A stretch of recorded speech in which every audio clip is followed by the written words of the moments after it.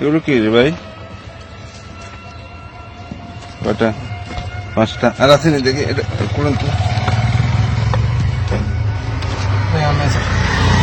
আর আছে? হ্যাঁ, এখানে কতগুলো? 10,000। হ্যাঁ, কত করে নিয়ে আসছেন এগুলো? নিয়ে যাবেন কোথায়? হ্যাঁ, কার কাছে? ওখানে একটা নাম্বার আছে,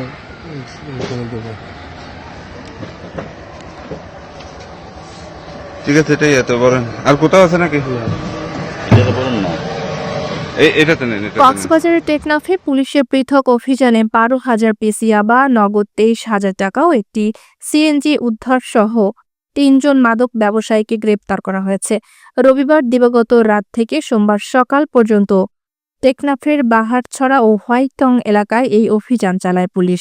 টেকনাফ থানার অফিসার ইনচার্জ মোহাম্মদ গিয়াস উদ্দিন জানান, তার নেতৃত্বে এসআই খোকন কান্তি রুদ্র, এসআই মিল্টন দে ও সঙ্গীয় ফোর্স যৌথভাবে মাদক বিরোধী অভিযান পরিচালনা করেন। অভিযানে ধৃতদের কাছ থেকে 12,000 ইয়াবা ট্যাবলেট, মাদক বিক্রির নগদ 23,000 টাকা এবং একটি সিএনজি জব্দ করা হয়।